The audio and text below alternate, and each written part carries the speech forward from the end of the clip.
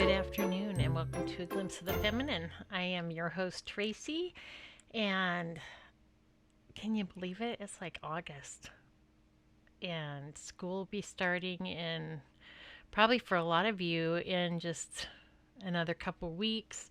We don't start until after Labor Day, but teachers and staff will be back the last week of August, so less than a month for everybody. Crime in Italy. Where does the time go? You know, when I was a kid, all the adults said, as you get older, time goes faster. And I was like, whatever. Doggone it, they were right. And why is that? That's just not right. You may hear a little bit of rattling of ice. It is hot. It has been hot, and so I've been trying to really be very conscious of my water intake. So I apologize if my ice in my water makes some rattling.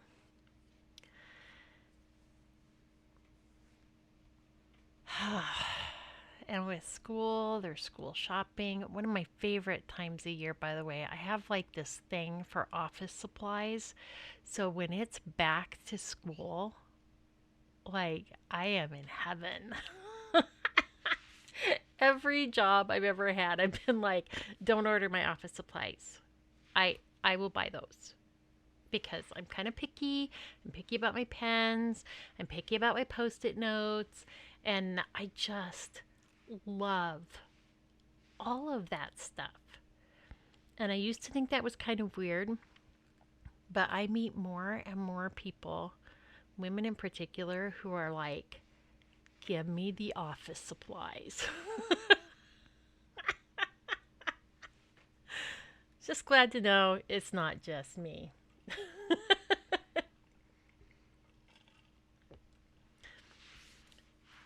So I've had a lot of jobs. Spent most of my adult life being a wife and a mom.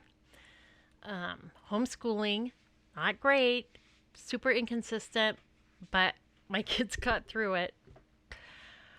Um, and so one of the jobs I had was being an intake coordinator for a counseling office. And I absolutely loved this job. Overall, absolutely horrendous work experience because of the management, but the job itself, I do want to clarify, it was the management. It was not any of the people I worked with, the other counselors, the administrative assistant. Like they were all wonderful, wonderful people to work with. But the management was, my eye is starting to twitch thinking about it. So we'll move on. The job itself, I truly loved. There were just so many things about it. I really, really enjoyed the people I worked with, and I loved what I was doing. So as the intake coordinator, I would I was the person of contact. I would talk to the people who were wanting counseling. I would see what they were looking for. Are you looking for individual counseling? Are you looking for couples counseling? Sometimes they were looking for counseling for a kid. Um, Kind of tell them what our processes were like, especially if they were looking for a counselor for their kid. Like, HIPAA still applies. And in the counseling office, there are obviously certain things that we are required by law to share, but like your child has our confidence when they come in. We're not working against the parents, but But it is really important for a kid, for any of us to be able to open up, for there to be that confidentiality. And like, you can tell me this, you can tell me whatever you need or want to, and it's not going to get back to mom or dad. Again, obviously, if there was something like they were thinking about self harm or harming someone else, things like that, yeah, that gets told to somebody because that's life and death. But my mom really irritates me and she's so bitchy with me and all that kind of, like, that's not getting back to anybody. That stays here in the office. It's just important for people to understand that kind of stuff when they're thinking about counseling. And then whoever was getting the counseling, I would do identity counseling with. Now, I'm not talking about I feel like I'm a man trapped in a woman's body or a woman trapped in a man's body or anything like that. But identity counseling is similar to personality evaluation, but different. It's more in depth, and it actually goes into how does my brain function? I would love to, and I think I probably will do more on this later. But we think about a lot of the things like, are we an introvert or an extrovert, or how we look at things? Are we big picture? Are we details? All these type of things. Like, we tend to look at that kind of stuff like it's an option. It's a preference. But it actually comes back to, how does your brain function? Super, super interesting. And we probably will get more into that at another time. So that was all done to begin with, and then I would get them locked in with a counselor. Not that they couldn't change if it wasn't a good match, but like this counselor I think would be a good match for you, kind of thing.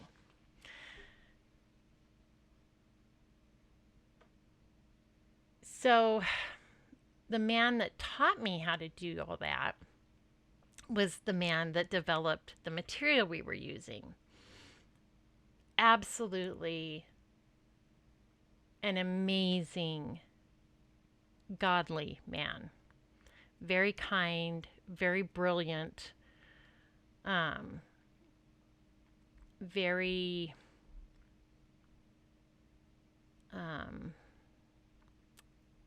knowledgeable about the Word of God, and extremely, extremely knowledgeable in people.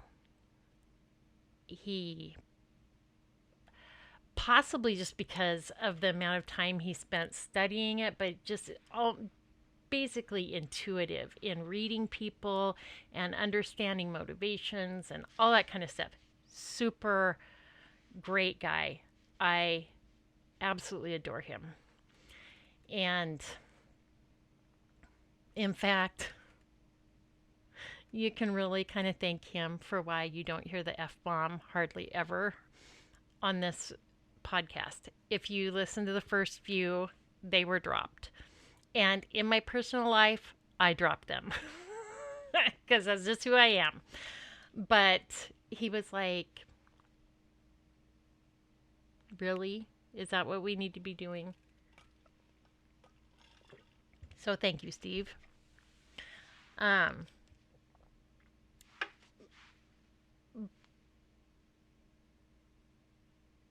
But it was such an amazing experience. I had never been mentored and encouraged like that before in my entire life.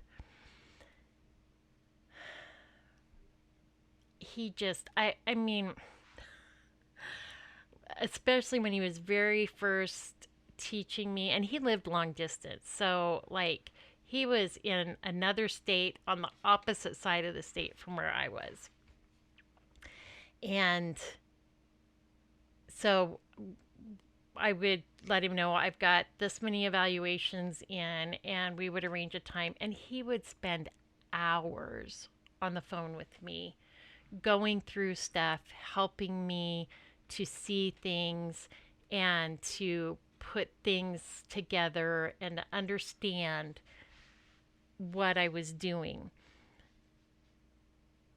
Understand that when you do an evaluation, the value is not in the test itself. Like, you get online and you take an IQ test. Great. There is very little value in the test itself. The real value comes from the evaluation, the person that sits behind that goes through it, that interprets the information that the test gave.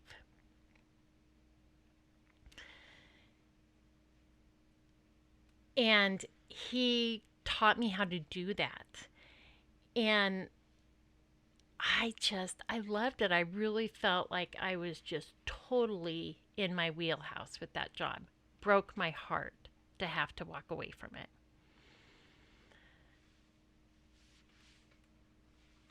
One of the things I really loved about it was helping people understand themselves just a little bit better. And if they were there for couples counseling, helping them see kind of how their spouse's brain functions, and so they could begin to adjust their thinking a little bit before they even headed into counseling, because I was meeting with them first.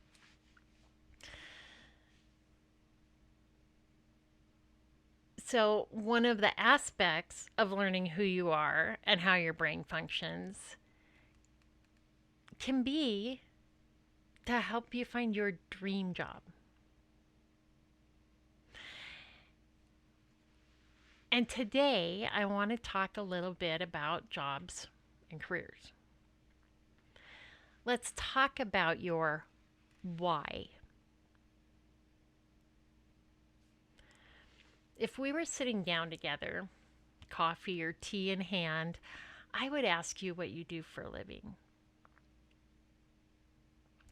And then I would probably ask you, are you happy there?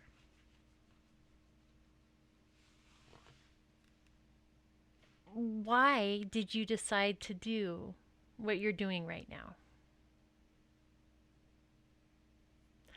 It may range from, I gotta have a job to pay the bills. Like, I don't actually care what I'm doing as long as I'm getting a paycheck that will cover my bills. If I can buy food, pay the rent, pay the power, have a phone, I'm happy. To, this is my dream job. Like, I knew from the time I was 8 years old, I wanted to be this or that.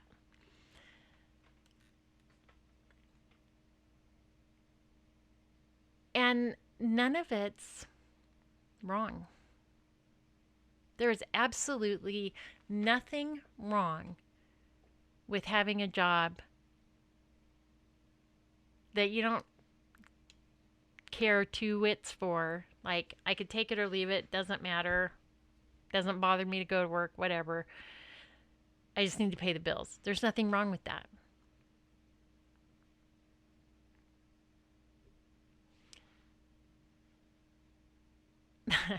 One time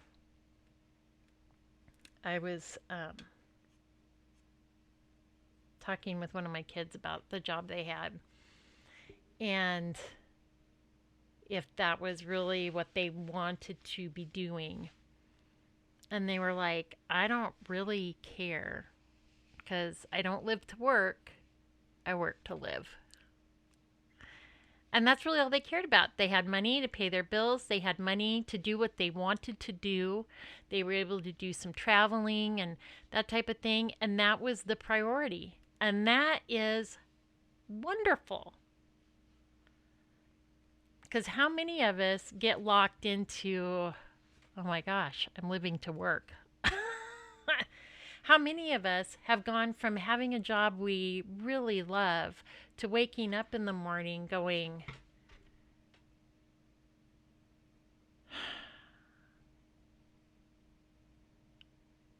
I really want to say the F word right here, because that's what rolled through my mind.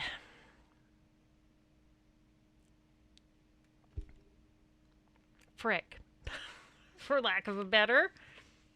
This is the rest of my life. Have you ever been there? I have. And it was a job that I loved. But again, the work environment was horrible. Nobody really wanted to be at work there because the upper management was totally out of touch with what was going on in the individual clinics. And there was some interpersonal stuff within the clinic, and nobody wanted to be there. Or they only wanted to be there on certain days, depending on which provider was there.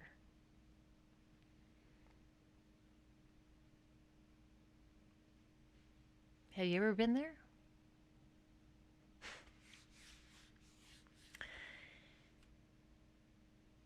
I often tell my kids, you can have a job you absolutely love, but if the work environment sucks, you will end up hating going to work. On the other hand, you can have a job that you're not that thrilled about. I really don't like going in and cleaning and doing this or that, or I hate, I really don't like waiting tables and dealing with people day in and day out who are demanding. But if the work environment is good, if it's a good place to work, good people to work for, you enjoy your coworkers, that job, be happy to go to work every day. Like the culture of where you work is so important. That was a little bit of a tangent and kind of got off why.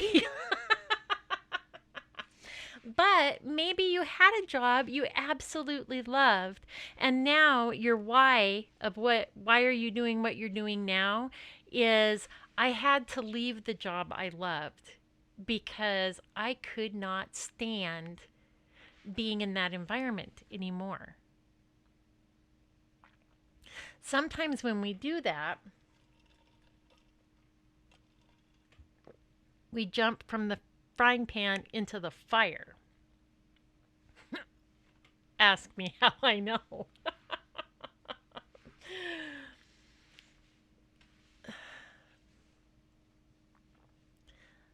There is no guarantees, right?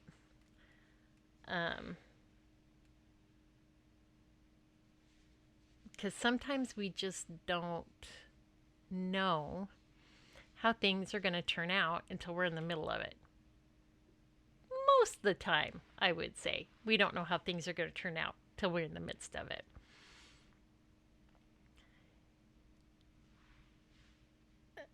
The job I opened up talking about, the counseling job, I absolutely adored. I left a job that every morning it was, frick, this is the rest of my life. Again, I loved the job itself, but the work environment was toxic. Went to a job in a counseling office where one would assume it's going to be a good work environment because everybody knows how to relate in a healthy way because they're teaching clients how to live and behave in a healthy way, be in relationship in healthy ways.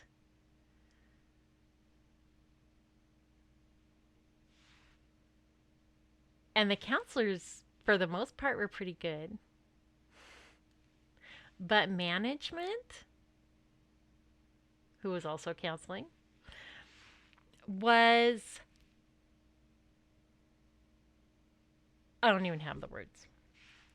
It was probably truly one of the worst work experiences of my life, because I thought I knew and had a relationship of understanding with that management, and every time I turned around they were misunderstanding me and assigning I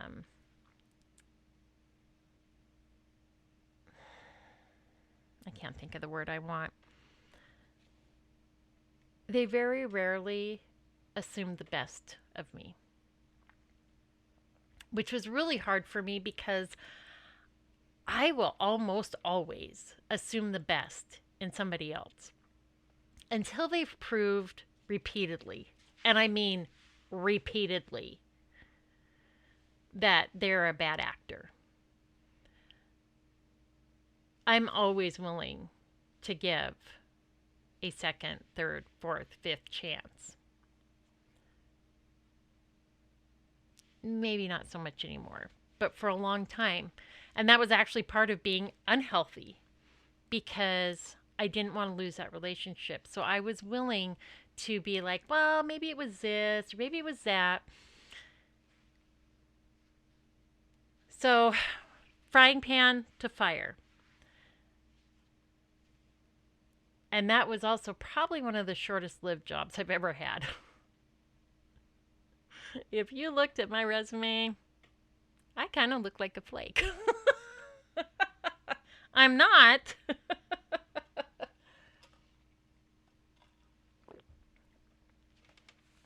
Okay, so why are you doing what you're doing? Well, I would have told you at that point, I'm doing what I'm doing because I really needed to get out of that other job. I needed to look for something that would be more healthy for me to do. And I am somebody who it's really important to me to help people. So my jobs all are geared towards that. For many years, I worked in various aspects of healthcare because you've all heard about my son and his heart defects. We've lived a very medical life. And so when I had to go back to work, I knew that I wanted to help people.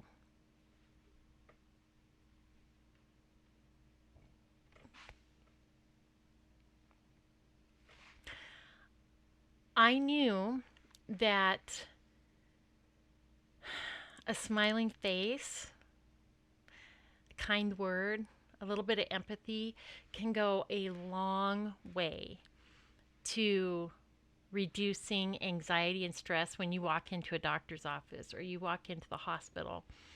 And so when I had to go back to work, I knew I could be that for somebody. And so when I very first started looking for work, I was just looking for like front desk jobs.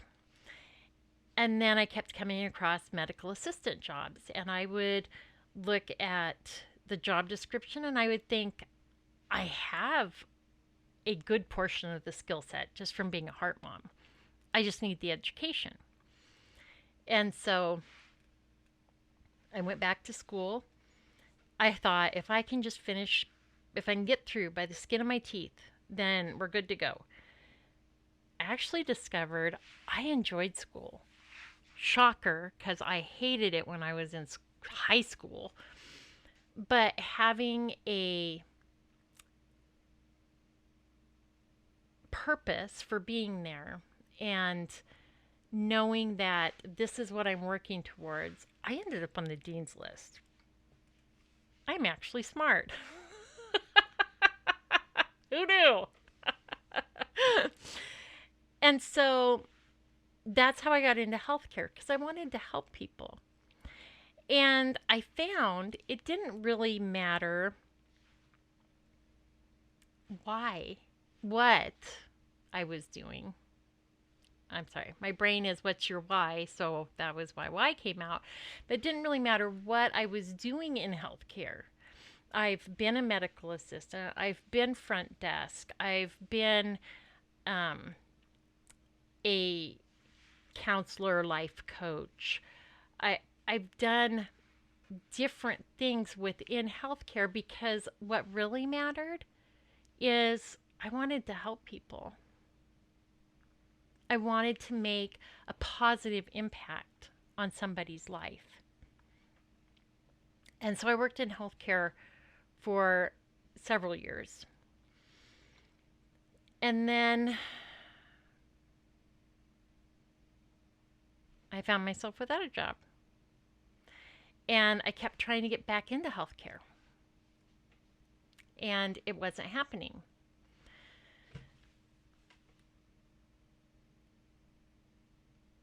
And I started looking at other things. I started a podcast because God told me to. I mean, let's be honest. But also because I desire to help people. And I believe, please don't tell me if I'm wrong. I believe I have things to say that help people. I want to make a positive impact on people's lives, and I think I can do that with my podcast. They needed a para in my son's middle school, so I applied to be a para. And now I'm doing that. And I'm helping people. I'm making a positive impact.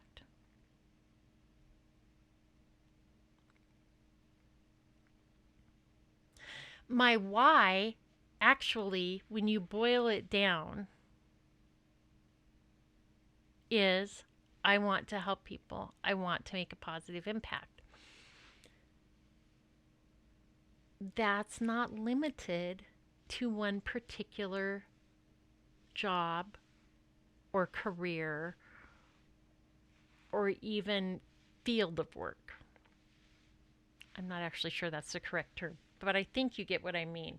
Whether it's healthcare, whether it's sales, whether it's this or that, or one of the jobs I applied for, and they must have been like, "What are you thinking, woman?" Because they didn't even call me for an interview. But one of the jobs I applied for was a car salesman. Now, I am not a car salesman. I am not a salesperson. I do, however, value relationship.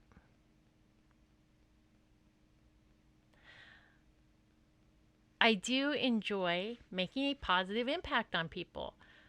I could sell cars with that mindset. I don't have to be a salesman because people will often buy based on relationship or perceived relationship. I mean, you're not really building a relationship to start with anyway with a car salesman when you go in. But my dad had a car salesman that he always worked with. Every time they went to buy a rig, they went to him. That guy wasn't just a salesman, he was somebody that was good at building relationship. And my dad would then refer grandkids to him and kids to it. Like, see how it works? If you want to help people, you can do that selling cars. I was starting up my own business at one point, and went into the bank to set up a business account. And I was talking with the gal that was setting my account up. And I'm like, so how did you get into banking anyway? And she said, well, I was going to school to be a nurse. And I just couldn't, like, the workload of school was so much, I just couldn't do it. And, I really wanted to help people, but I could not handle the school workload. And so she's like, I'm good with numbers. And I got into banking. And I said, but see, you're still feeding that desire to help people, because here you are helping me do something I need to do for my business. I think sometimes we get into a mindset of, well, I really like sales, so I got to do this. Or I really want to help people, so I have to be in healthcare, or I have to be a teacher. We lock in, but we don't have to lock in. That's where a lot of the identity stuff comes in, because it helps you see, like, what are my values? My values are helping people. My values are honesty. My values are, I love animals. Well, I could be a veterinarian then, or a vet tech, because I'm helping people and I'm working with animals. Or a park ranger, or a fish and game warden, because I'm working with people, I'm helping them see the importance of conservation, I'm taking care of animals. Do you see how it works? We can identify what our primary desire is. What do we feel we're built for? And then there might be jobs or careers that are more ideally suited to us, but that doesn't mean it's the only career path where what we feel like we're designed for can be played out.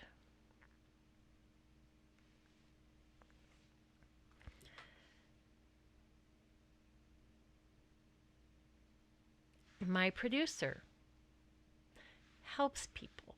He's helping me produce this podcast. There are things that, let's be honest, I probably could do, but they're out of my wheelhouse. They're more on the technical end of things, and I'm not good at it. I could probably learn it. I could muddle my way through. I could probably get proficient. Well, I'm not sure. Being proficient might be an overstatement. I could get the job done, but it would take me a really long time to learn it and to get it all figured out and to put it all together. He just gets that stuff. When we got the software, he just started messing around with stuff. I would not do that. When it comes to technical stuff, computers and all that, I am always so worried that I'm going to do something irreversible. I'm not going to mess around with it. I'm not just going to play around, see what this does, see what that does. No, not going to happen. But he does that. And because of that, he learned all kinds of stuff this programming does. And he does a great job. So he's helping. He's also making a positive impact on my life, for certain. And if this podcast ever makes a positive impact on anybody else, then that's also his doing, because it doesn't get produced to the quality that it is without him. See how that works? A waitress is helping people. I just keep going back to helping people because that's what's really important to me. So But hopefully you can see for yourself what is important to me, and then how all can that happen. And there may be some things that you are super passionate about. It might be hair or nails or tattoos or uh, diesel engines, or it could be anything. But especially in this economy, don't let that pigeonhole you. Like, sit down and brainstorm. Where all can this be used? How many different ways can I use this love that I have, this passion that I have, this value that I have? And then think about, then out of all of these jobs, what is the most ideal for me? What am I most passionate about?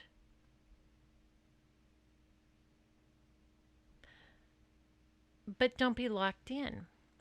And then as you're doing that, then ask yourself,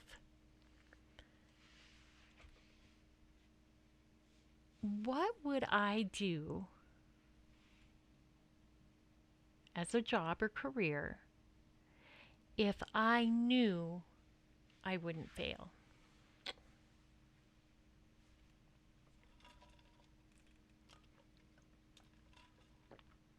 What would I do if I knew I wouldn't fail?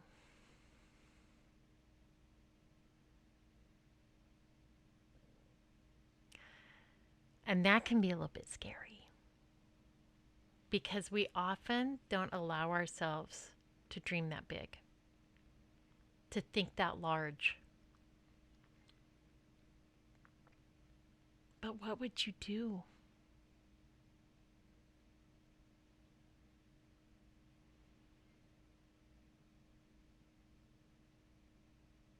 Can I be vulnerable with you?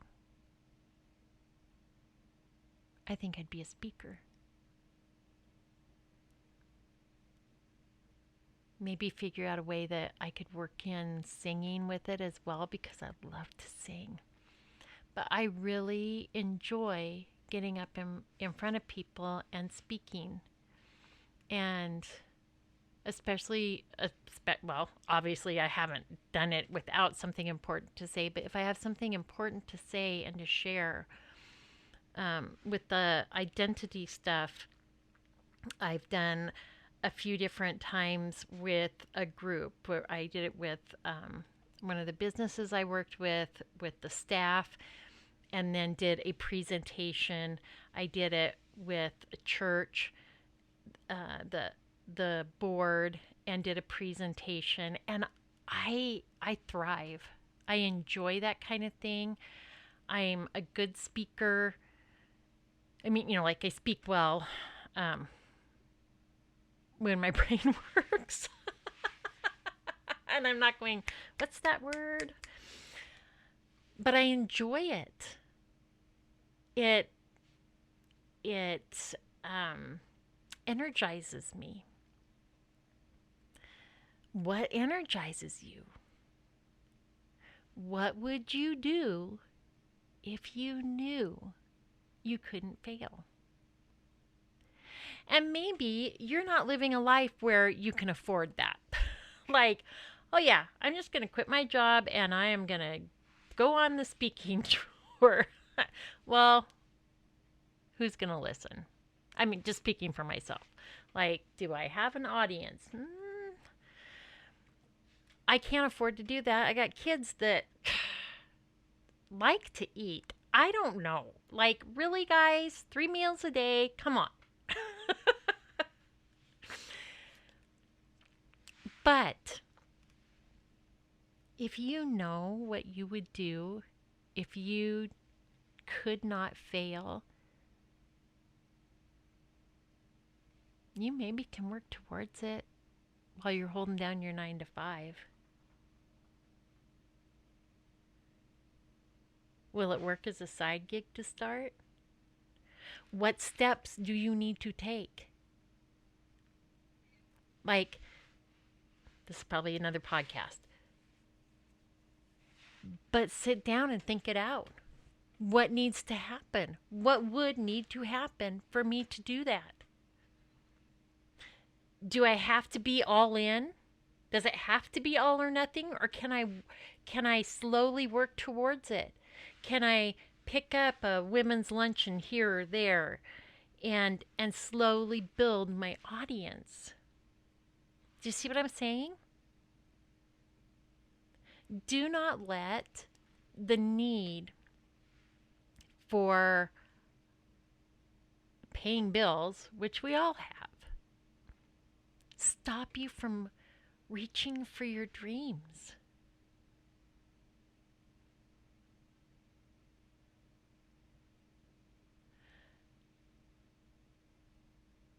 If you are stuck in a job because I got to pay the bills, but I hate it. And let's be honest, this job economy sucks right now.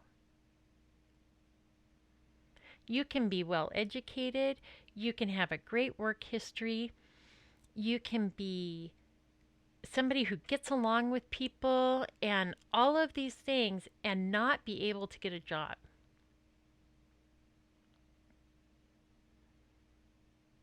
I have heard it over and over and over again over the last few years, and I've experienced it myself.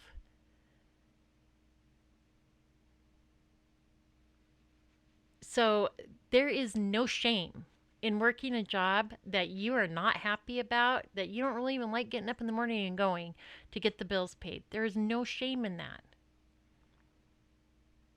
But don't let that need stop you from dreaming.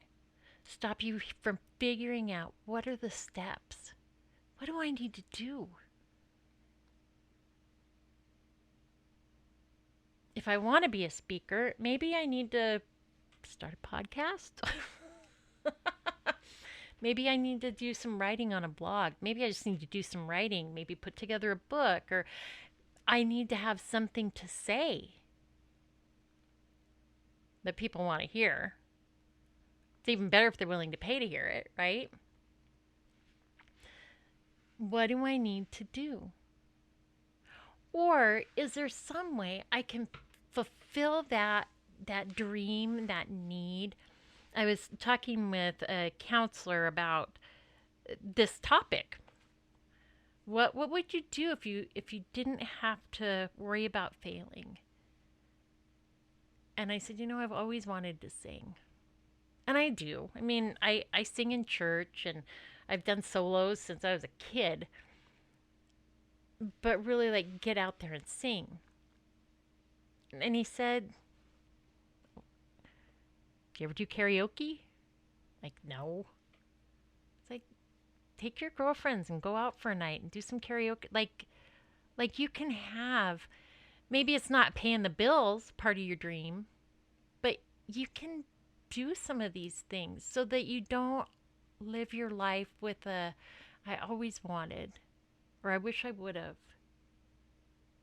Because life's short, and how many of us do that? And I've only done it once. But I went out with some girlfriends, and we did karaoke, and it was a blast. And I would love to do more of it. Maybe your dream could provide for you someday. Maybe it'd only be a side gig. Maybe it's just getting little tastes of it, like karaoke.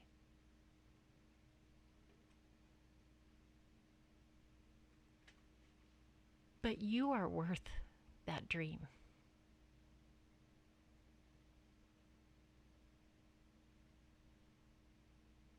It's absolutely okay if your why is, I got bills to pay.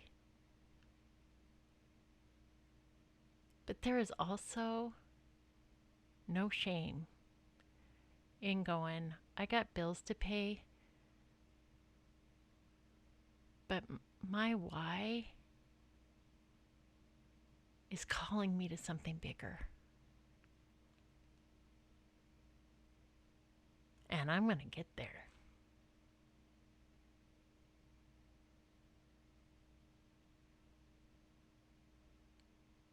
Because I believe in you. I hope you believe in you.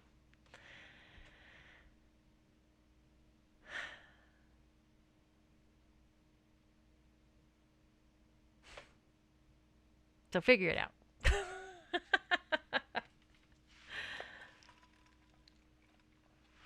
And I'm terrible at that. I'm terrible at the whole planning part of it. So if you are too, I get it. What's your why?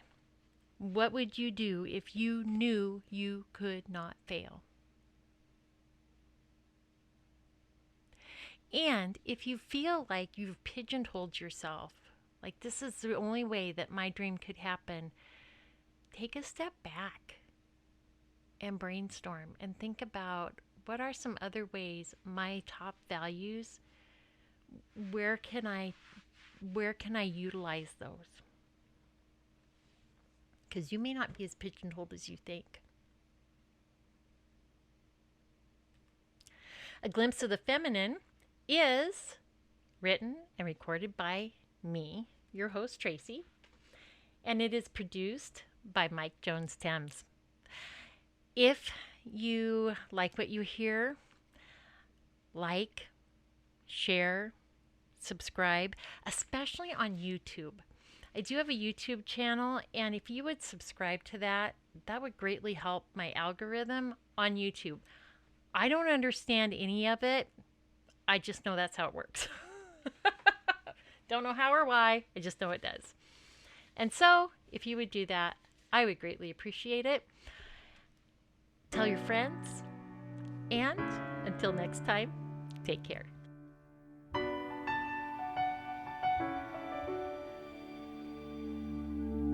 I am not a stranger to the dark. Hide away, they say, 'cause we don't want your broken parts. I've learned to be ashamed of all my scars. Run away,